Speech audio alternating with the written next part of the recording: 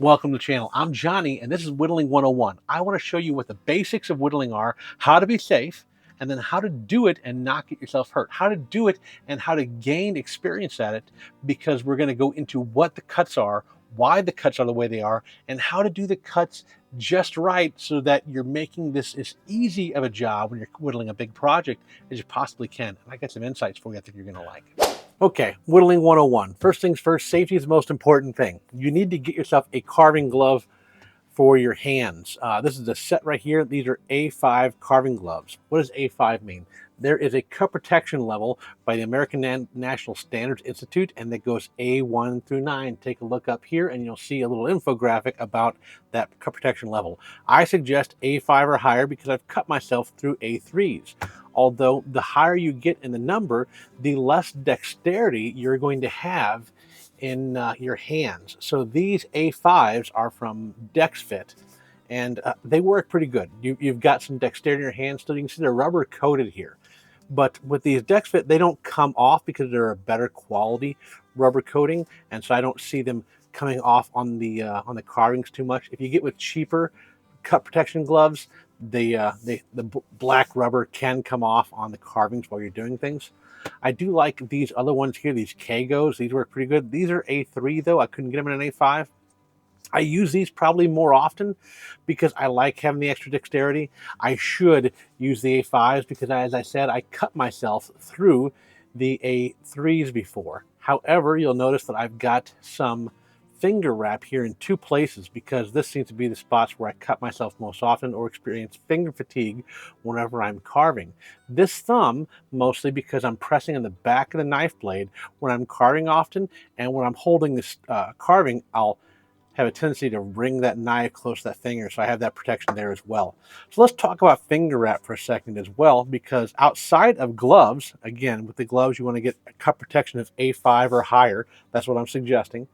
But outside of that, you can get finger wrap. Now, finger wrap comes in different varieties, like $7 for a pack of 10. So $7 for a pack of 10 for this cheaper stuff, and it works. You can wrap it around your fingers, and it does just fine. And you cut it off, and you've got good finger wrap right there. That's going to give you a level of cut protection. It's not perfect, but it'll work. You can see right there, I'm not cutting up my finger, so if I did something accidentally, I'm not going to be cutting into my skin. That's what it's great for. However, the cheaper stuff wears out so quickly, it'll start getting really fuzzy really fast, and you'll wear it like for one application, and by the time you're done with it for that session of carving, you're probably throwing that piece away and you're not going to keep using it.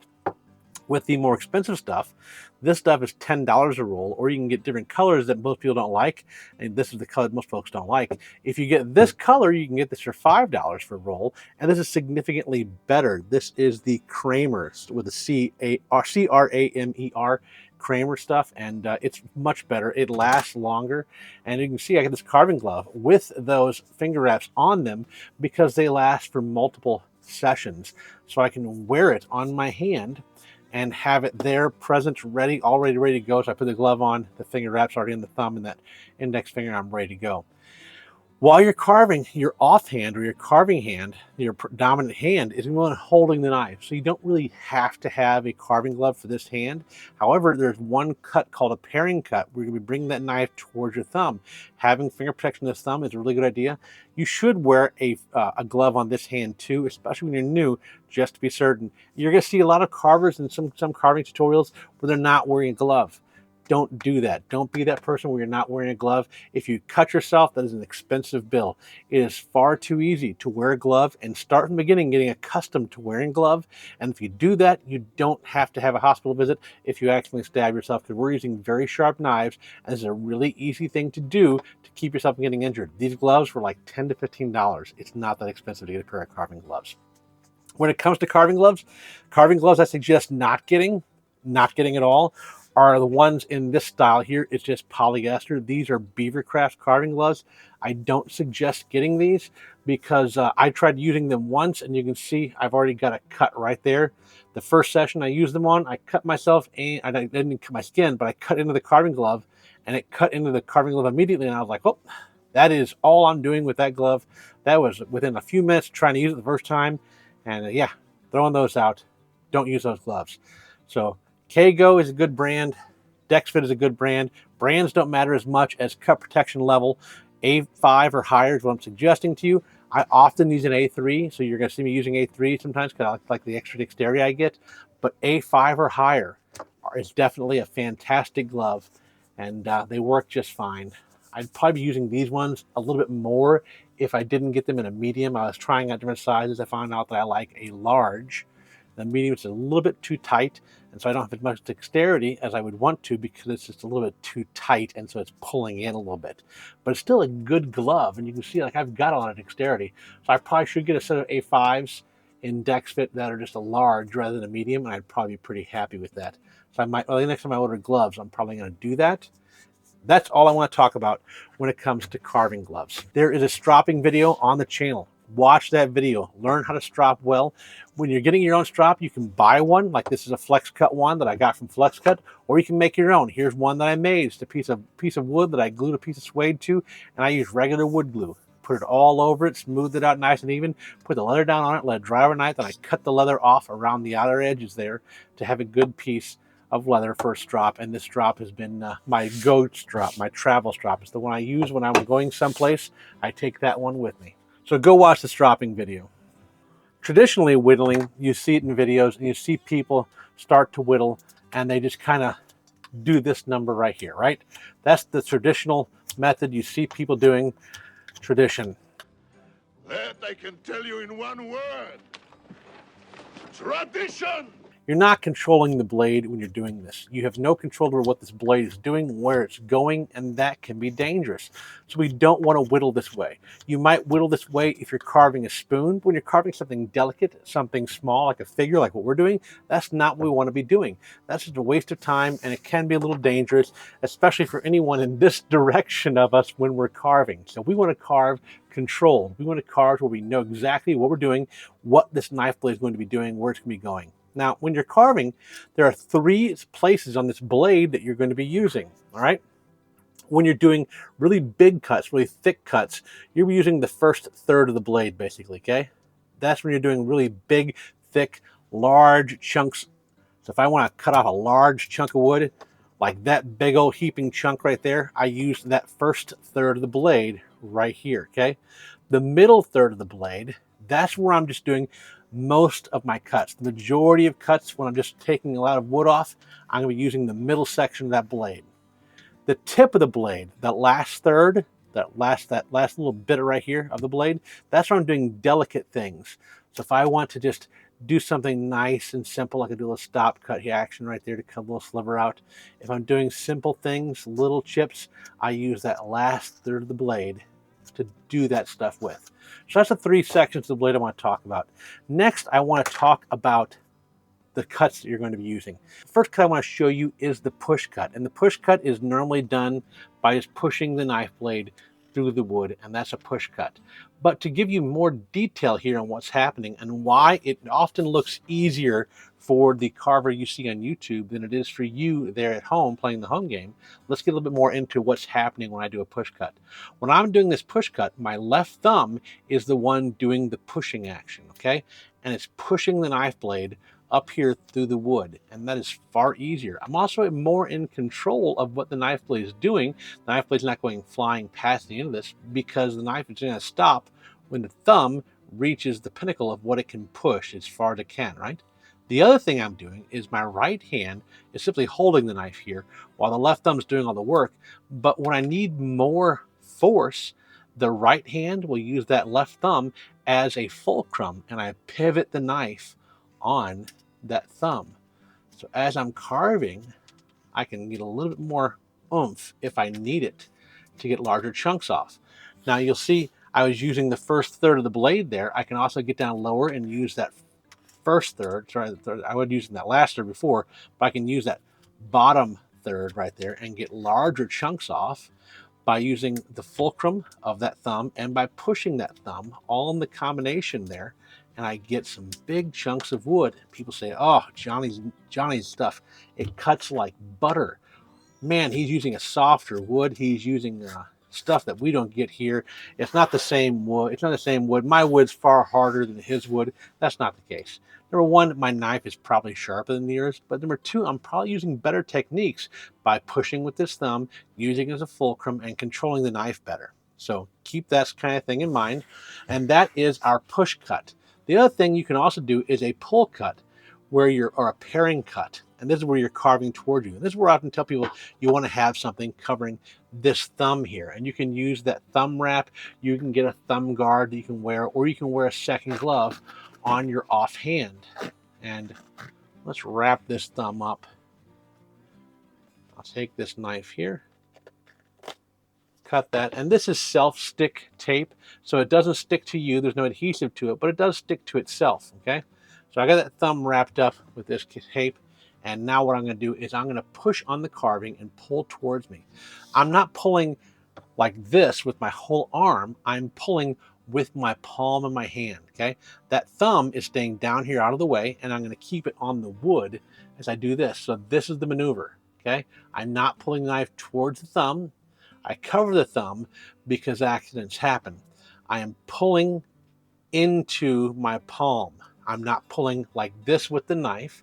I am pulling my thumb and my palm together like this, okay? And that's the paring cut that you'll see us use in a lot of videos. Very controlled. I'm pulling up to that thumb, okay? What I should be doing, I'll show you this angle here, okay? I'm pushing with that right thumb and pulling with my palm to pull that knife blade in. This is a cut that if you get good at is going to save you a lot of work, because it's easier to get hard things cut with that maneuver. One thing that's very difficult to cut is end grain here. Let's say I want to clean up all the end grain. I want to get all the saw marks off. I can use this paring cut to do that. But the problem is people get that thumb up here too close to the edge, and then they're carving that knife into their thumb. That's what you want to watch out for. That's what you want to be mindful of and not do. You want to get in the habit of keeping that thumb down here out of the way, so it's past that edge, and not moving that thumb up. So that is a position for your thumb that you need to practice so that you can clean up end grain and carve on end grain without bringing that knife blade into your thumb while you're carving. Controlled carving actions, knowing where that blade is going, and making sure that even then you still protect that thumb, your fingers and your hands, with carving gloves, with thumb wrap, or whatever it is that you need. And you can see nice clean cuts, nice clean looking lines. Okay. So that is our push cut. All of that was just the push cut. That's the first cut, the push cut. The push cut, pull cut, same thing. The next thing to worry about is the stop cut. So what we're going to do with a stop cut is we're just going to make a line in our wood. So I'm going to push the blade in, straight in, and you can see on this plane right here, right, straight in, and I'm going to rock the blade back and forth so it goes in a little bit easier. And you can see I got some depth right there in the blade, right? And then I'm going to pull out and I'm just going to carve right up to it. And that is our stop cut, and that creates a little crevice there, just a little flat line, and then a plane going down to it. And that's a stop cut, and we'll use that often. We'll talk about stop cuts often. Another cut we'll talk about that is just a modified stop cut is a V cut. And with a V cut, I'm going to come in here at a 45-degree angle, and you can come in any angle you want to. And then with your second cut, you're going to come in doing the same exact angle from the opposite side and come down and meet where your blade ended the last time, and then pop that out. Maybe clean it up a little bit if you need to. And that right there is a V cut. You can see, because it makes a little V shape on the inside there, okay? And you can do little V cuts. You can do bigger V cuts. Whatever you want to do, those are all just V cuts. And there's a modified stop cut again. And a stop cut, we can do a stop cut anywhere. Even right here, I can just rock that knife in and then carve right up to it. And we'll be doing stop cuts on all kinds of carvings. Everywhere you do a tutorial, you'll hear people talking about stop cuts, V cuts, and that's all the same kind of cut, same kind of style, just modified different ways of doing it. So that's the stop cut. That's cut number 2. The third cut we want to look at is what we call a pyramid cut or a chip cut. And so to do that, what I'm going to do is I'm going to do just a push the knife in, just the tip right here, like so. I'm going to do the same thing on the other side, right, like this. Just making a little triangle, okay? And then I'm going to carve up and into it. And still, I call it a chip cut, but it's still kind of like a modified stop cut. You follow? Because what we're doing is we're putting a stop cut here, a stop cut here, and then carving with the tip of the blade right up and into there. So we create a little deficit, a little indention in the wood, and you can see that shadow right there, right? And that's useful for all kinds of things. If we're doing eyes, if we're doing details on clothing, when we're doing little figures, there's so many uses for a pyramid cut or for a chip cut. Another way of doing a chip cut too is by doing it angled in. So let's say I angle one in and then angle it in again, angle it in again, and I create this little pyramid style chip cut, okay? So that's a modified stop cut. And this is also a modified stop cut, but it's now what people call a chip cut or a pyramid cut. And all of these, again, they're all the same things. It's still a push cut. I'm still pushing the blade in, but it's different, what should I say? Different categories that you're going to see people define. And they're arbitrary. They are arbitrary things, we're calling them. You'll hear me talking about paring cuts. When I'm talking about a paring cut, I'm talking about a pull cut, where my thumb is holding the knife in place or holding the wood in place, and I'm pulling towards it using that palm action, right? So if you hear me talking about a paring cut, I'm doing that. If you hear me talking about a push cut, of course, it's back to this. If you hear me talking about that fulcrum, I'm usually talking about a push cut, and how I'm using that left thumb as a fulcrum to rock that knife blade through a hard section of wood, maybe through a knot that we're carving. So you'll hear that. Now, what I'd like to talk about and show it as well, outside of that, is when you're carving. Let's say we got this here all cleaned up, right? I'm going to take all these corners off with just a push cut on these, okay? So I'm just going to push cut all these corners off right here to start to round out this block, okay? Now start to round that out. I can do the same thing on this side, push cuts right here, push cuts, push cuts, push cuts, and push cuts. Okay, now I started to round that out a little bit. What I want to show you here that you're not seeing maybe, or that you haven't noticed about what I'm doing here, is that while I'm doing a push cut, watch the knife, I'm not just pushing, I'm sliding that knife as well, okay? When you see someone slicing bread, you don't see the knife just go straight down into the bread, because what happens is that will smush the loaf of bread.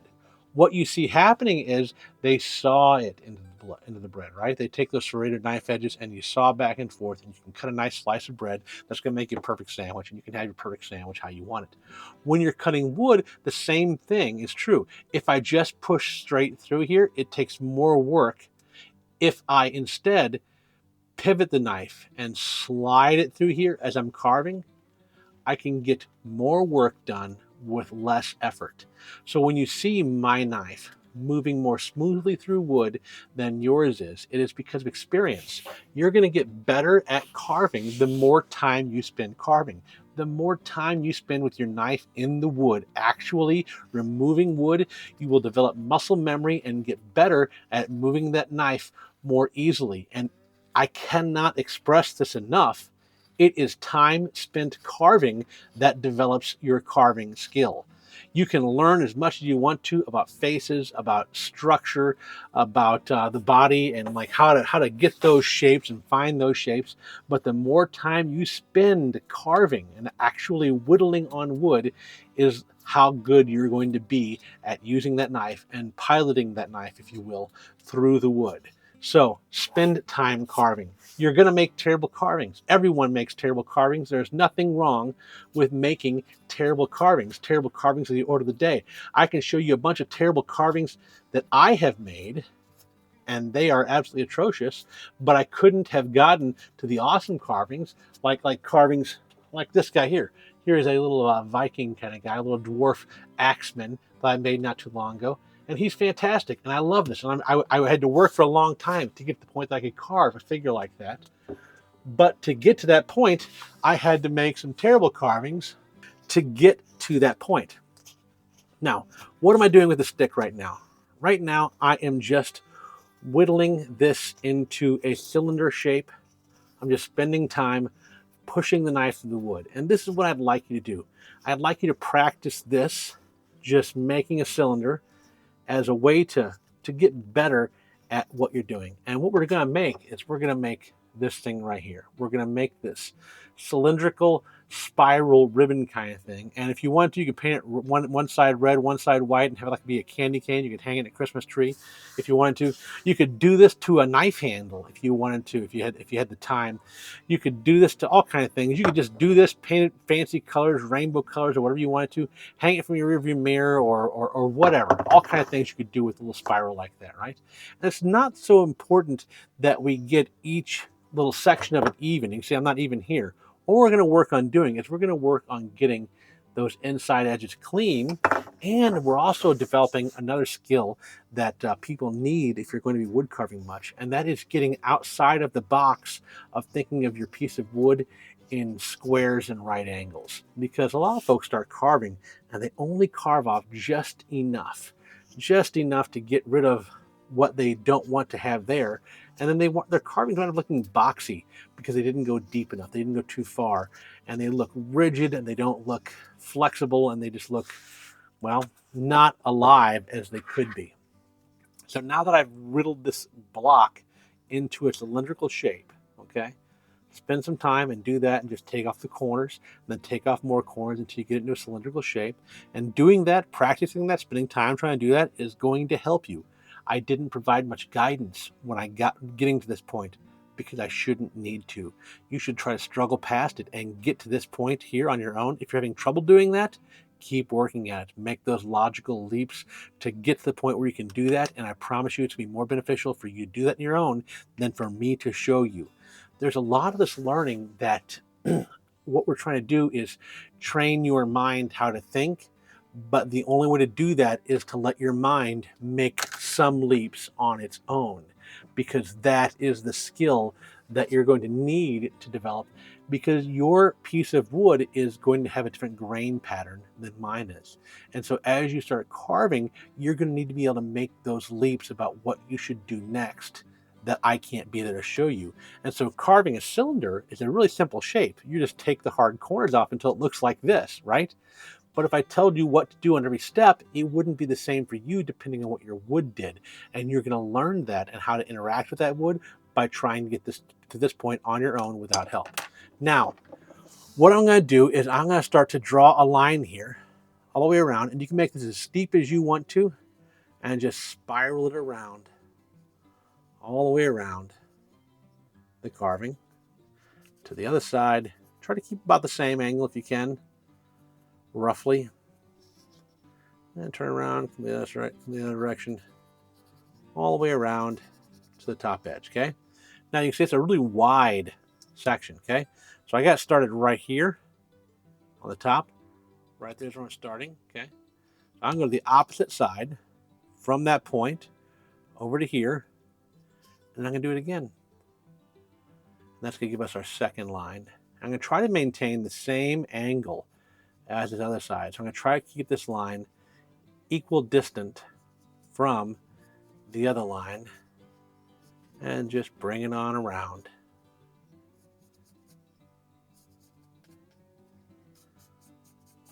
And you can spend time getting this really perfect if you want to. It doesn't have to be perfect. This is just an exercise in making lines that aren't going to be straight, but are going to be, they're going to be straight. They're just not going to be straight on the plane that we might normally be familiar with. So what I want to do here is this, right? You can start on either end, and we're just going to make V cuts. So I'm going to come in at a 45-degree angle, and then come in at a 45-degree angle, like that, and just make little chips right here, okay? And I'm going to deepen it up. And I'm going to go around this, and then I'm going to soften those edges. What do I mean by soften those edges? Well, as I do these V cuts right here, you can see that these lines right here are rather harsh. They're pretty steep. You see those shadows they're making? So what I'll do is I'll come a little bit higher, and I'll bring that in at a slower incline around there, okay? All the way up to here. So that top angle now is not as harsh. I'm a little bit off right there, using that tip of that blade, that last third for a detail kind of thing, right? And then I'm going to clean up this inside line as I go to make that as smooth and as pretty as I can. This is fantastic practice for someone trying to carve in multiple ways, because not only are you practicing stop cuts, you're practicing making clean lines and practicing what I'm doing right now, recutting.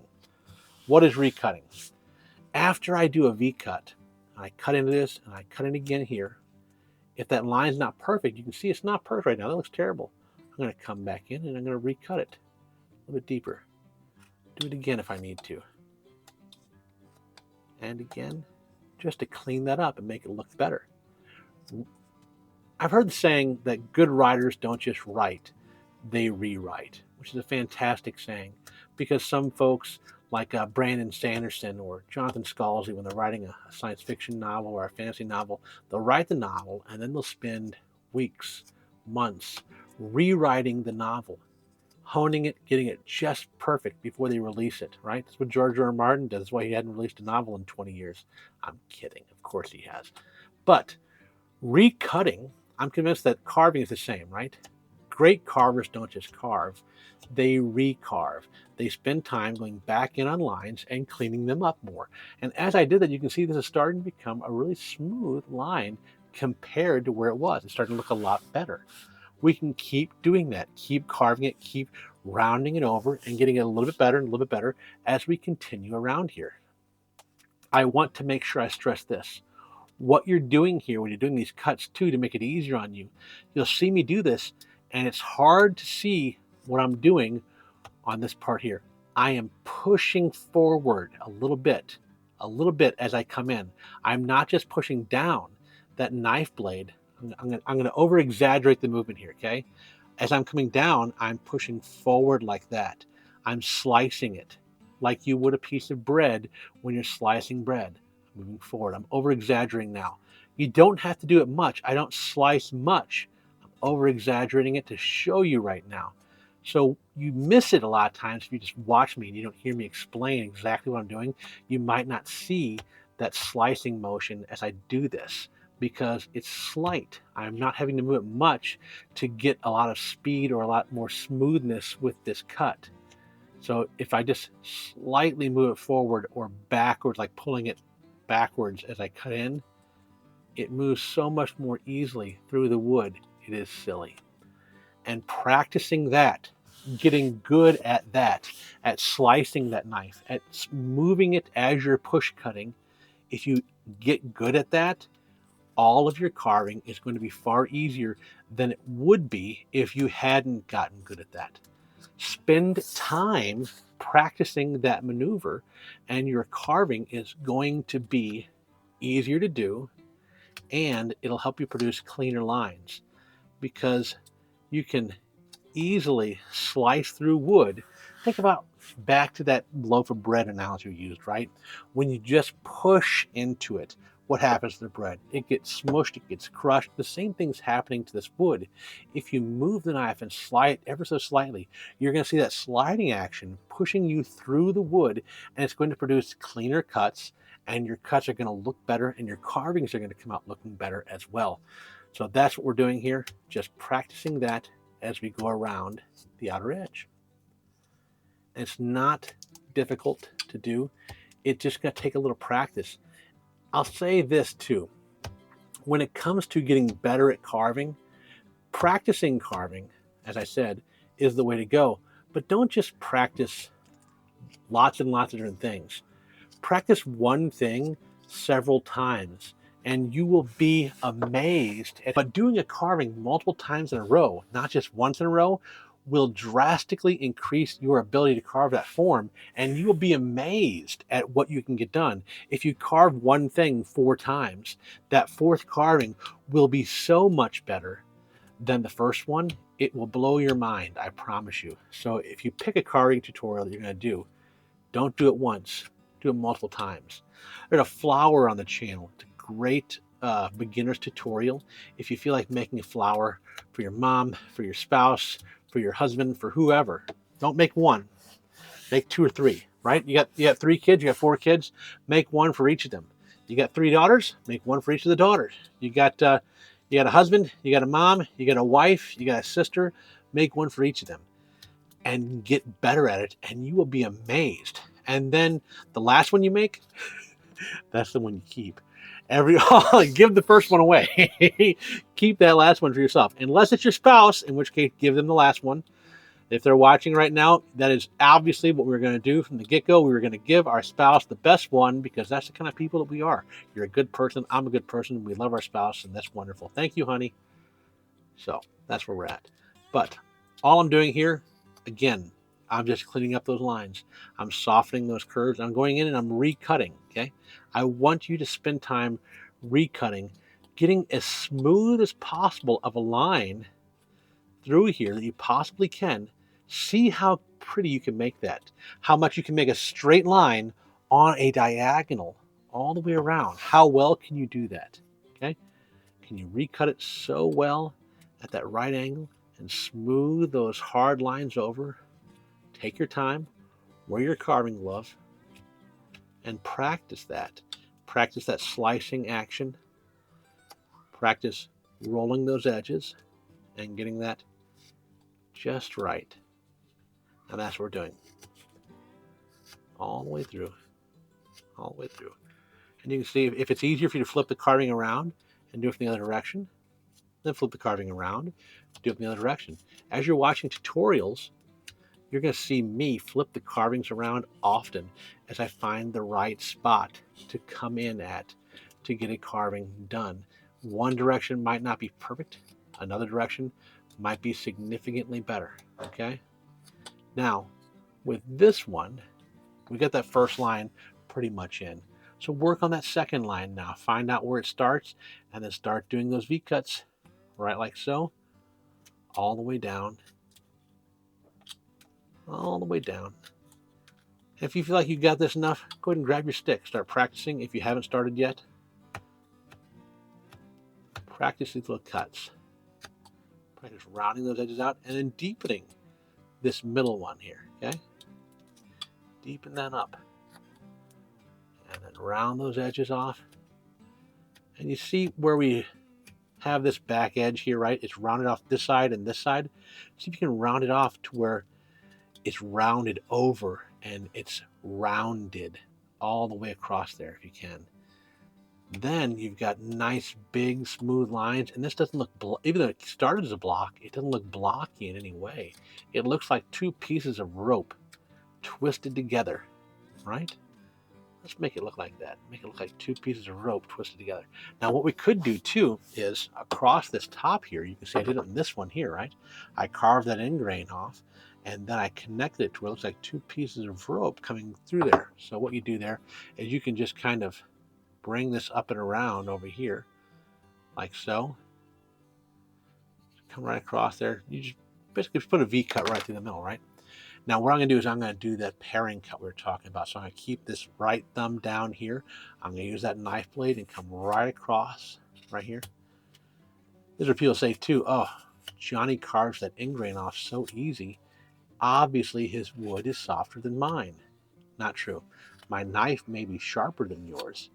And the best spot to see if your knife is sharp is by the end grain. When you're cutting on the end grain. How smooth it cuts, how easy it cuts, that's where you're going to find out how sharp your knife is. Because if it tears, it's not as sharp as you might think it is. All right, so what we're going to do is we're going to connect those two lines. Now we got rid of that saw marks. Just little V cuts all the way across there. You don't take off a lot. You just take off a little bit at a time and then soften those edges. Again, soften those edges. Like that, slicing as you go. And I can try to exaggerate that slicing action a little bit again. I show you what I'm doing here. Not just pushing in, sliding forward,